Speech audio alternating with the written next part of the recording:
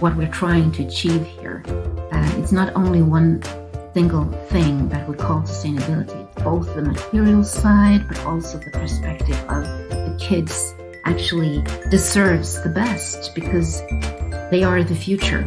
And if we don't treat them well, then if we don't allow them to keep the love they have naturally for the outdoors, being outdoors, they will grow up as adults that are detached from the outdoors. They don't feel anything for it. They don't care about it because they are not used to spend time outdoors.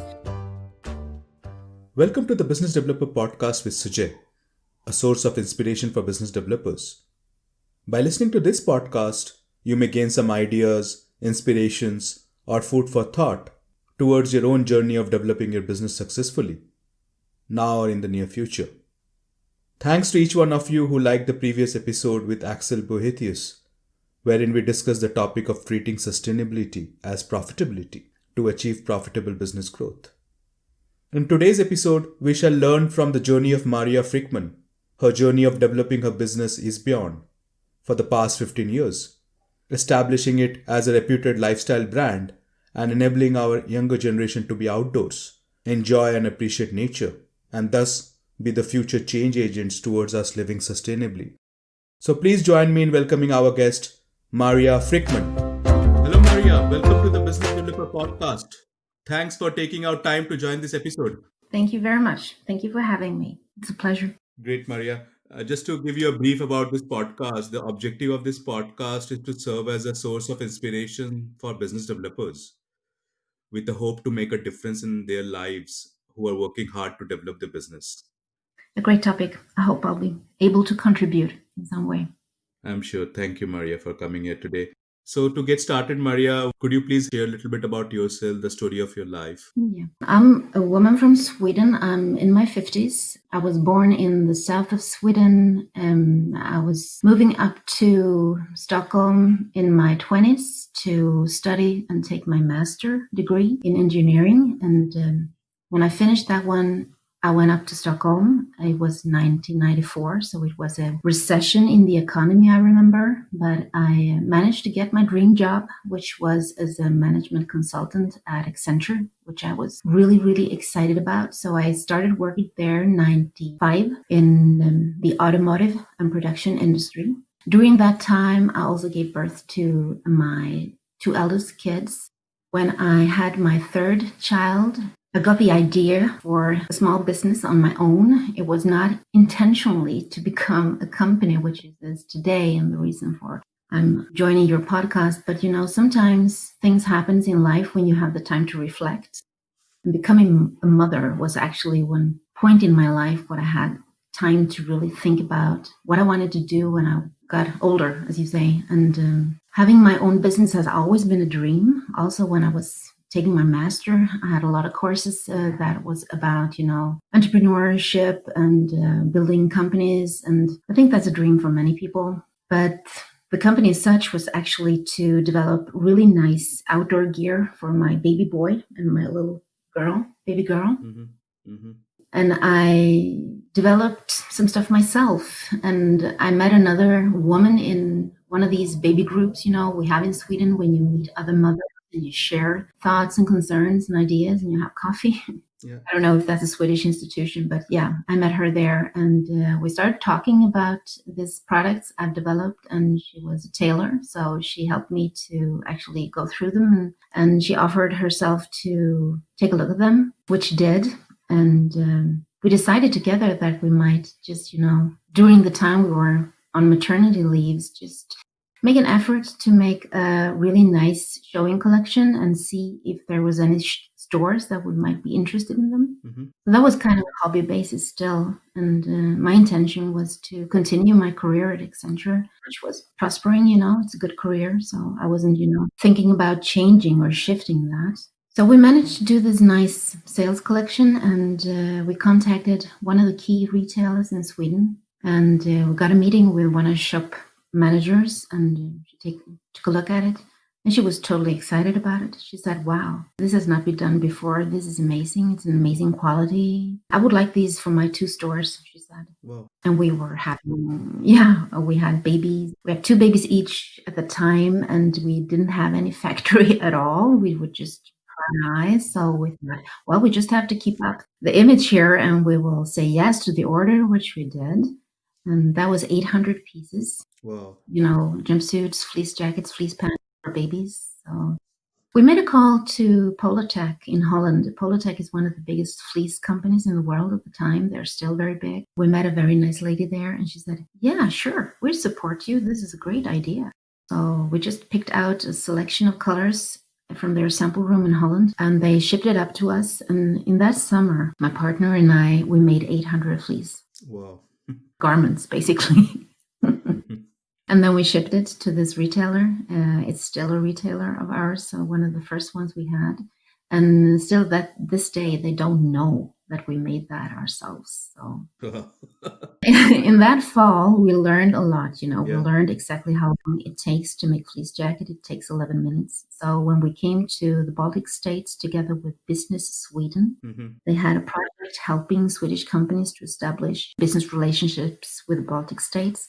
We found this factory there, and the Baltic states have a long, long tradition of textile production. And we knew exactly how to negotiate the prices since we knew how long it takes to make these garments. So that was a good start. And that was 2005. So that was the start of it. And we realized pretty soon that either we have to go for it and really, quit our jobs, because we cannot have 2 jobs and family at the same time. That was a hard decision for me personally, because I had a very mapped route for my future, what I was supposed to do. I wanted to be partnered with an Accenture. That was my goal. And suddenly I had this other business that really thrived, and that was exciting. And that was also a part of me that was really calling out for me, hey, let's do this. This is really exciting. Otherwise, I had to fairly just close it down, So that was in 2005, the end of 2005, that was a crossroad for me personally, where I had to take this really tough decision, career-wise. That's so exciting, Maria. Your initial journeys, so much learnings that could come in. And if I recollect what you spoke about, you started a very small business, more like a hobby, and more maybe utilizing your time. And maybe, if I can say so, actually bring better clothwear to your own kids, right? There's so much serendipity also involved, right? You met this lady who was a tailor. And what would you have done if you had not met her? That's the beauty of life, right? Yeah, that's a good learning. You should be always open to meet new people. You never know where that comes from, right? That helping hand, or that partner, or that team member. I see that's another initial thing. And then you were, I think, 800 pieces by 2 of you. That must have been a grind, right? But you went through that grind trying to do it all yourself. And as you said, you develop so much learnings of how much time it takes, the effort it takes, and also you must have set up a benchmark of quality, right? Yeah, we did. Both with the material we used, because we knew we had to use the best there is. That was the intention. That is also good to have. Now, 15 years later, we can say that we did this from the start, Only the best, to have a green profile from start, to use the best materials out there, also to make a sustainable product, not only for the kid to be very comfortable, but also for the family to make a good investment, and to, by the end of the line, save the resources for the planet, because if you can reuse stuff, you have a long product life cycle, you can also save resources. Yes, as we again recollect back to the early years of your journey, Maria, when you approached this retailer and you could deliver a wow feeling to that retailer there, wasn't there other products in the market already?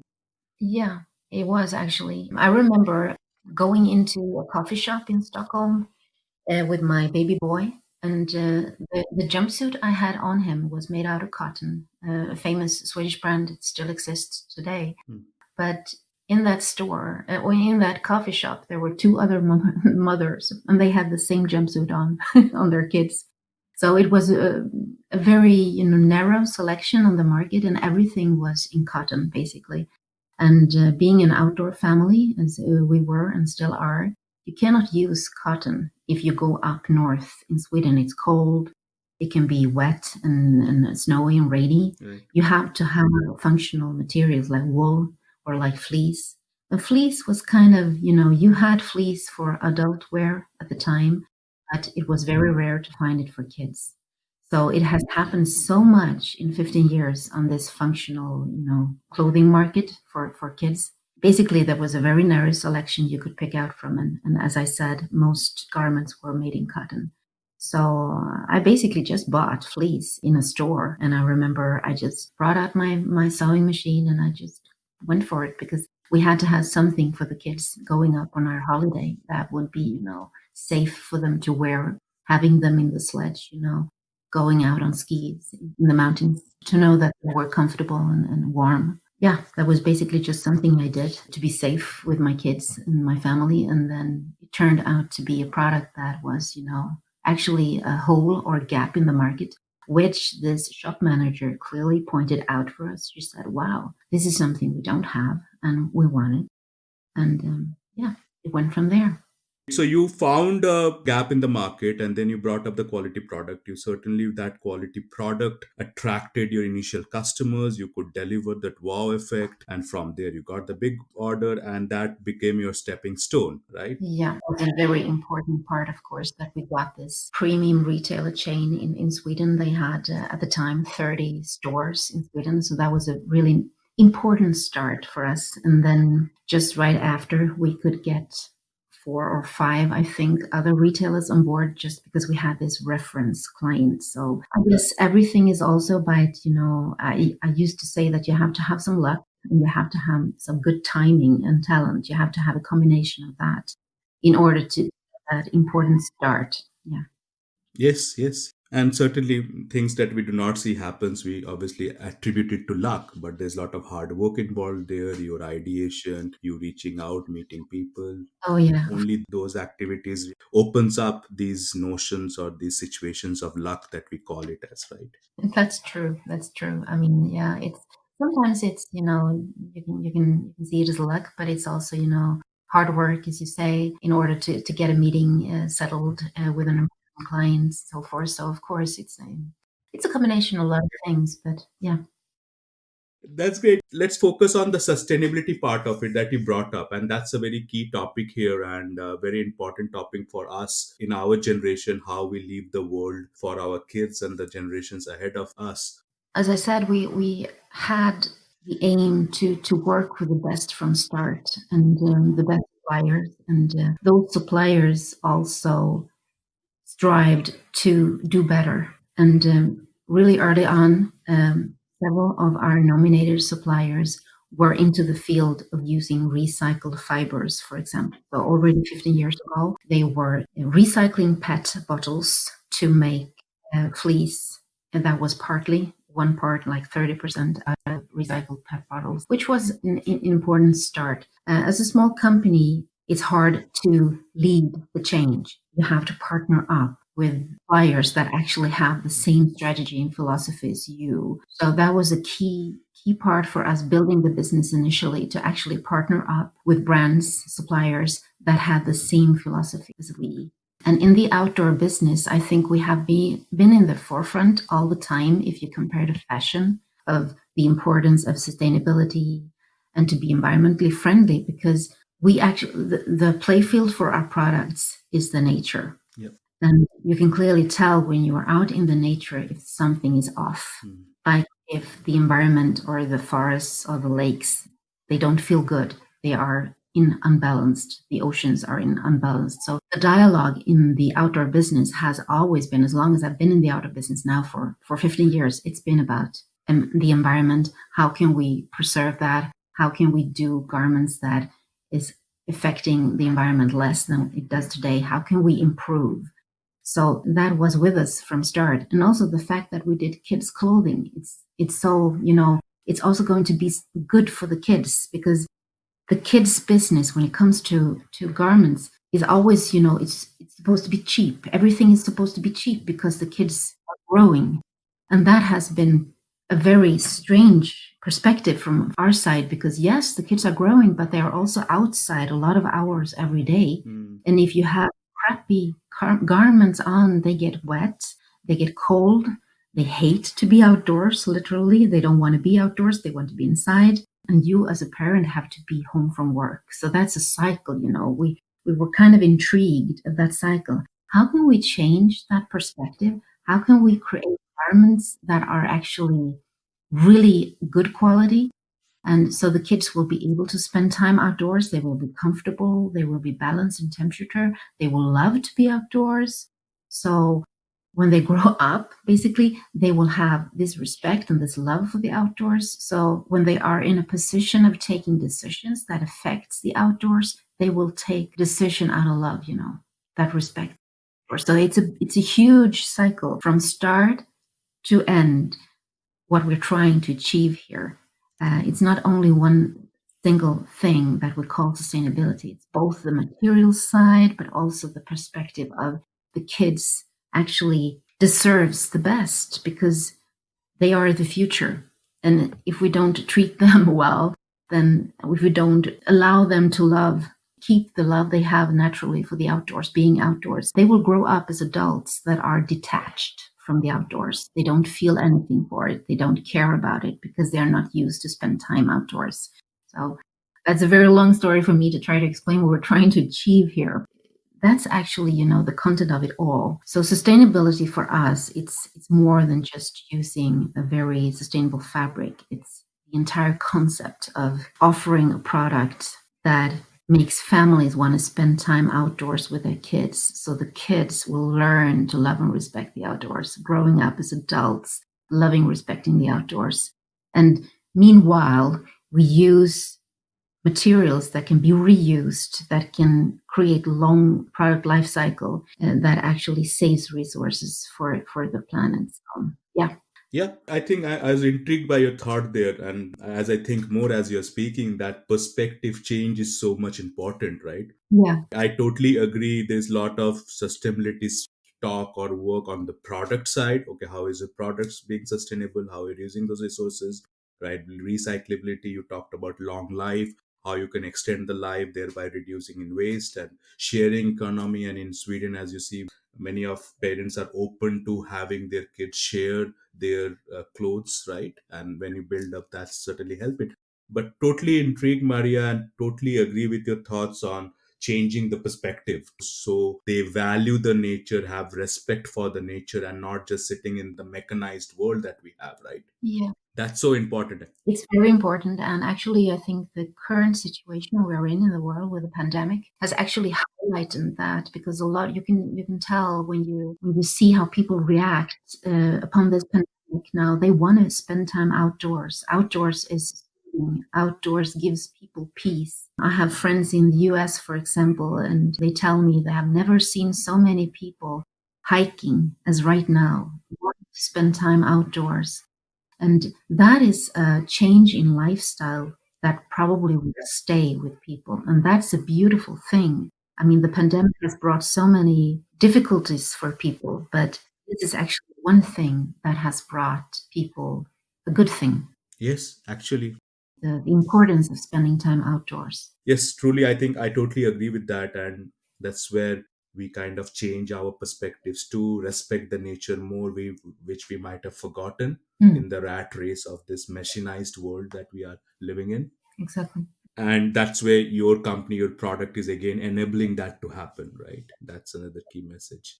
And that's been the agenda from start. But now we can clearly see how our product offering is aligning with the situation we and for the future. So being sustainable, it's not going to get out of fashion. It's going just to be more and more important for people going forward. Yeah, good that you brought it up. Thank you. And I think then you are right. Your earlier thoughts are now vindicated right now and much more highlighted and enhanced. Exactly. So your true sense of your company, true beliefs are right here, right, Maria? I'm just speculating here. You might be more satisfied right now that you took that difficult decision in 2005 to leave your job and do something, not only to build up a business here, which was your initial thought and idea, like many of us here, but you are so much contributing to a much bigger cause, which is so much important right now. Yeah, it feels very satisfying. It does. So looking back, I'm very happy that I took that decision and proud, because that was a difficult decision to take. So at times for business developers, we do face difficult situations. So the message I wish to communicate here to our listeners, that we should put on a little bit of a strategic hat, long-term view hat, Mm. and that could enable us to ride through those difficult situations or difficult decisions to be made, Oh yeah. and enable us to make the right decision. So that leads to one more important area I wanted to just venture into and take your thoughts, Maria. You have been in this business for 15 years. You have been a business developer, developing your business grounds up. What do you think are the key character traits of a business developer to become successful? And successful is just not making money, making a big company, but successful in his or her own thoughts or perspectives, or yardsticks of what they would like to achieve. What do you think are the key character traits for a business developer? I would say to be very clear on your strategy, and to stick to the plan, to stick to your strategy, because if you start to deviate from that path, and maybe in the beginning when it's kind of hard, it's kind of hard, and maybe you're not able to take a salary out of the company, and take some time before you start to show black figures, and you always have this financial burden, especially in the beginning. It's really important to stay focused and not deviate from your strategy. During these years, we have been, approached by people that said, why don't you do this kind of product line instead, like in a lower quality, in a lower price, and you will get volume, and that way you can grow your company faster. And we have always said, well, no, we cannot. We don't want to do low quality. That's not Isbjörn. We have to stick to the plan. This is who we are. We want to make these high quality, sustainable products. That's who we are. If we deviate from our strategy, we will disappear. We will lose this momentum that we have. So building the brand, that's a very delicate journey. And if you don't stay true to yourself as a brand, people will not know who you are. And as a new brand, you cannot do that. You have to be very focused, goal-oriented, and clear on what you want to achieve. So I would say that's one key point. And the other one, for me personally, I've always considered it really important to have a solid business in the bottom. We should earn money from start. It's really important. Never launch products that you know that you not will earn money on.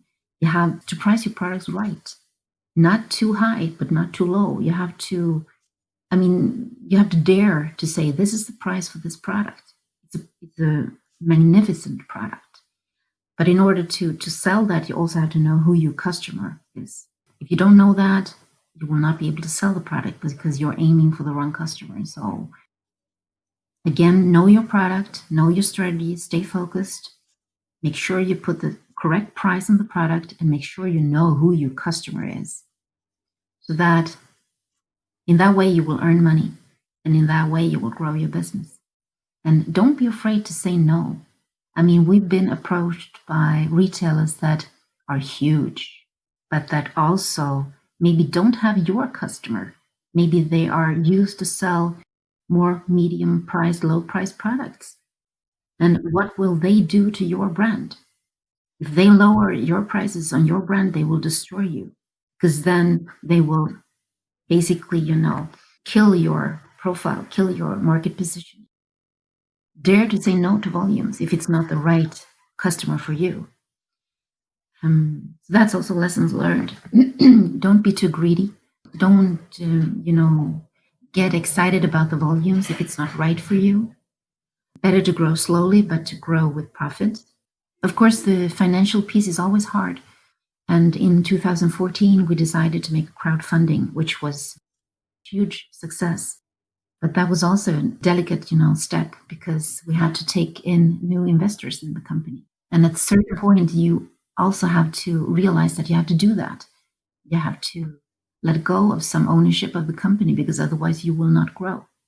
Yeah, that's so profound, I believe. In those, there lies in so many important messages for business developers. And those are very strong points that take strength in character to say no, not to be greedy. And when it depends upon what is your North Star of your business, North Star goals, on what basis you're starting it, right? And you are a very strong foundation of delivering quality products which enable the kids to be outdoors, appreciate the nature, and then have a longer life of those product usage. And so I think if you are true to that and always keep coming back and reminding yourself of those initial North Star goals for yourself, then every decision, it brings clarity to you, right, to make all those tough decisions. Oh, yeah.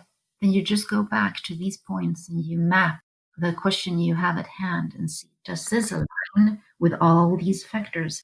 That is a foundation for our company. If it does, it's a yes. If it doesn't, it's a no.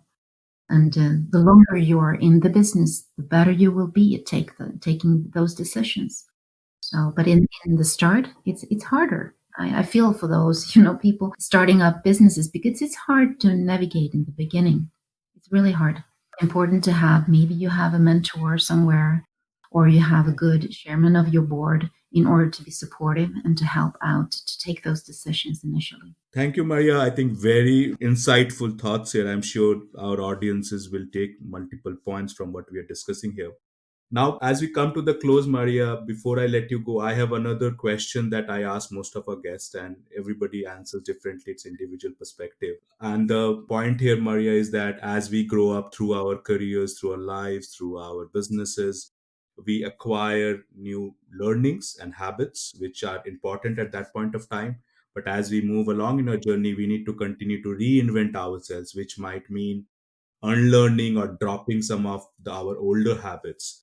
So, have you gone through such experiences, Maria, where you had to unlearn something from the past to make yourself a better person in the present? Yeah, definitely. I've learned so many things during these, 15 years. I think the shift when I came from the management consulting business, working like 60 hours a week, and then going into being an entrepreneur, I still worked hard, many hours, but I was, a queen of my own time. I decided of my own time. And I must say that's the beauty of being an entrepreneur, that you can decide of your own time.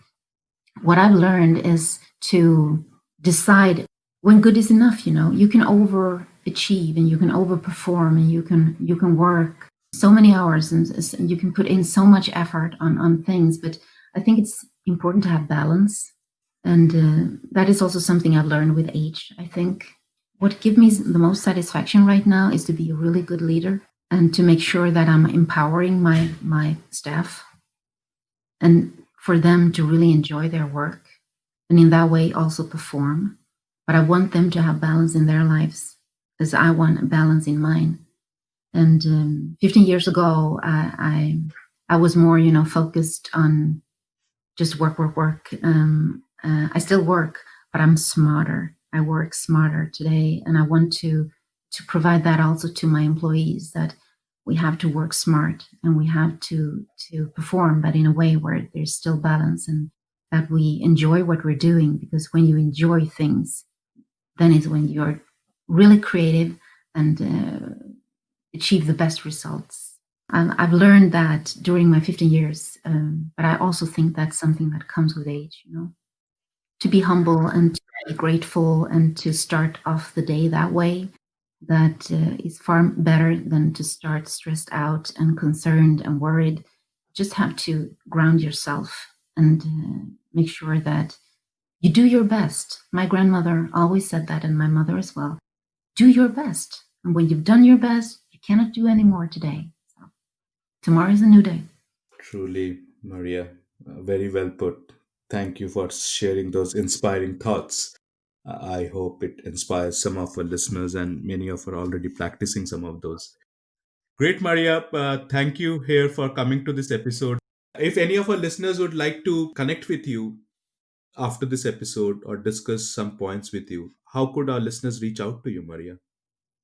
They can reach out to me on my email. That works fine. It's Maria at isbjornofsweden.com. That's great, Maria. And I'll put that email also in the episode notes. Great, then, Maria. Thank you for coming here today. It was really a wonderful time spent with you and learning through your experiences. So much inspiring, and wish you all the best with your journey of developing Isbjörn and staying true to the goals and the high level view that you have about the business, and keep taking the tough decisions to stay true to your beliefs and strategy of the company. I will. Exciting time ahead. Thank you so much. Take care. Bye bye, Maria. You too. Bye bye. Every business developer needs to make difficult decisions during his or her business development journey. During such situations, it is critical to put on a long term view hat and remember the Northstar goals one had set for oneself and for the business. Hope this episode has helped you to gain ideas, inspirations, or food for thought towards developing your own business now or in the near future. Do give me a high five if you like this episode.